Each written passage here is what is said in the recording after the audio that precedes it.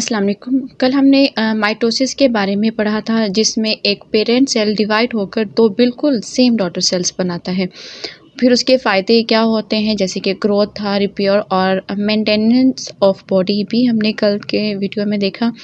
आज हम एक नया और बहुत ही ज़्यादा इंटरेस्टिंग टॉपिक स्टार्ट करने वाले हैं, वो है मियोसिस, जो कि सेल डिवीजन की ही टाइप है।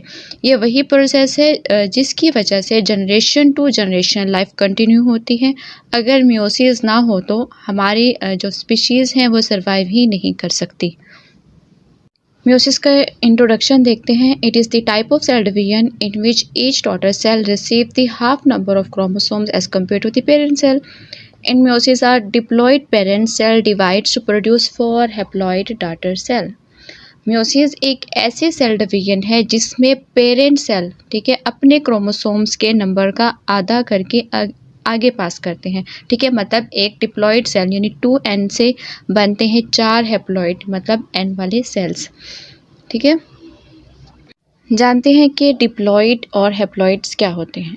Diploids means the cell in which chromosomes are in pair यानी homologous pair, while haploids means the cell of with half number of chromosomes cells with no pair of chromosomes। मतलब diploid cell वो होते हैं जहाँ chromosomes pair में होते हैं। ठीक है, जैसे हमारे सेल्स में एक सेट माँ की तरफ से आता है और दूसरा सेट बाप की तरफ से।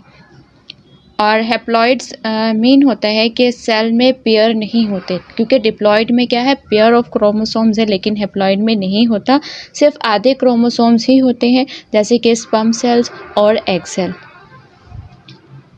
तो मियोसिस जो है उसका मेन फ़ायदा ये होता है कि गैमेट्स बनाने हैं, ताकि जब फर्टिलाइजेशन हो तो क्रोमोसोम्स नंबर मेंटेन रहे।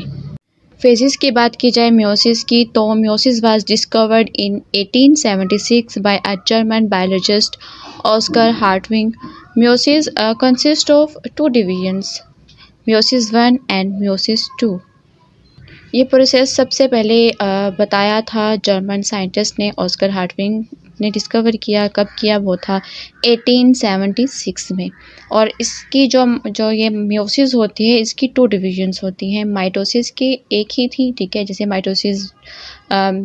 माइटोसिस की प्रोफेज, मेटाफेज, एना और टेलोफेज। लेकिन डिवीजन है मियोसिस की 2, मियोसिस 1 और मियोसिस 2। आज सिर्फ हम मियोसिस 1 का पहला स्टेज यानी प्रोफेज 1 ही पढ़ने वाले हैं। मियोसिस 1 की बात की जाए तो in meiosis 1 the homologous chromosomes in a diploid cell separated and so 2 haploid daughter cells are produce. इसमें क्या होता है कि इस स्टेज में डिप्लॉइड सेल यानी 2n वाले, ठीक है, डिप्लॉइड और हैप्लॉइड क्या होते हैं, इससे पहले मैंने आपको बता दिया कि होमोलोगस क्रोमोसोम अलग अलग हो जाते हैं और रिजल्ट में 2 हैप्लॉइड डॉटर सेल्स बनते हैं। इसके स्टेजेस की बात की जाए, it is subdivided into prophase 1, metaphase 1, anaphase 1 और टेलोफेज 1। ठीक है, prophase 1 during this stage chromatins condenses. Chromatins क्या होता है, ये हमने cell chapter number 3 the cell में भी देखा। उसमें जो न्यूक्लियस था, न्यूक्लियस में क्रोमेटिन मटेरियल जो कि थ्रेड लाइक स्ट्रक्चर होता है वो प्रेजेंट होता है। Condenses and takes the shape of chromosomes, क्या होते हैं, वो सिकुड़ते हैं और क्रोमोसोम्स की शक्ल ले लेते हैं। ठीक है, each chromosomes consist of 2 sister chromatids because the DNA has already replicated before meiosis. DNA जो है वो मियोसिस से पहले रेप्लिकेट हुआ था। वो कब होता है, वो इंटरफेज में होता है। इंटरफेज के किस फेज में होता है, ये आप बताइए, क्योंकि हमने इसको बहुत अच्छे से स्टडी किया था। क्या है, सबसे पहले क्रोमेटिन कंडेंस होता है और क्लियरली क्रोमोसोम्स बन जाते हैं। क्रोमोसोम्स हमने तब भी वहाँ पर देखा था कि जब सेल को डिवाइड होना होता है, क्रोमेटिन्स मटेरियल क्या करता है, कंडेंस होकर क्रोमोसोम्स बन जाते हैं और हर क्रोमोसोम्स के 2 सिस्टर क्रोमेटिड्स होते हैं। अब क्या है कि homologous chromosomes move close together. अब ये जो होमोलोगस क्रोमोसोम्स होते हैं, ठीक है, जो कि एक माँ से आया है और एक बाप से, वो एक दूसरे के पास आ जाते हैं। They pair up in a process called synapsis. Each pair of homologous chromosomes is called tetrad. ठीक है, होमोलोगस क्रोमोसोम्स जैसे कि बात की थी कि जो कि एक मदर से आ रहा है और एक फादर से आते हैं, ठीक है, तो एक दूसरे के पास आ जाते हैं। इस प्रोसेस को हम बोलते हैं साइनेप्सिस।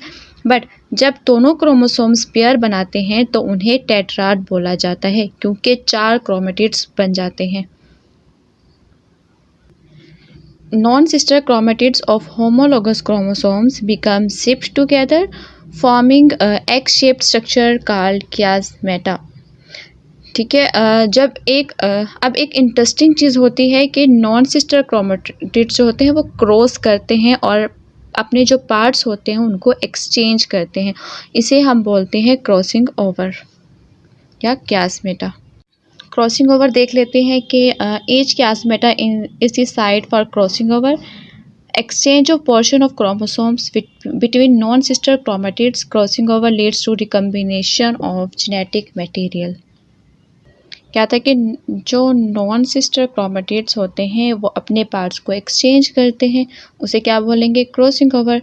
क्रॉसिंग ओवर के रिज़ल्ट में जेनेटिक रिकम्बिनेशंस होता है, मतलब यानी कम्बिनेशंस ऑफ करैक्टर्स बनते हैं। इसी वजह से एक फैमिली में भाई बहन जो हैं वो अलग अलग दिखते हैं। ये एक रियल लाइफ एग्जांपल है मियोसिस की।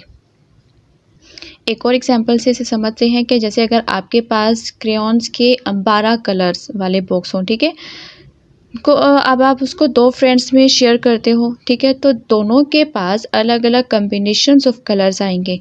ठीक है, क्रॉसिंग ओवर भी ऐसे ही है, क्रोमोसोम्स अपने कलर्स यानी जीन्स एक्सचेंज कर लेते हैं।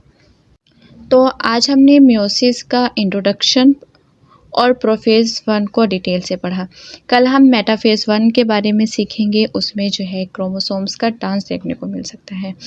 अगर आज का लेक्चर आपको पसंद आया हो तो प्लीज़ वीडियो को लाइक, शेयर और सब्सक्राइब ज़रूर करें ताकि अगली वीडियो का नोटिफिकेशन सबसे पहले आप तक पहुँचे। शुक्रिया।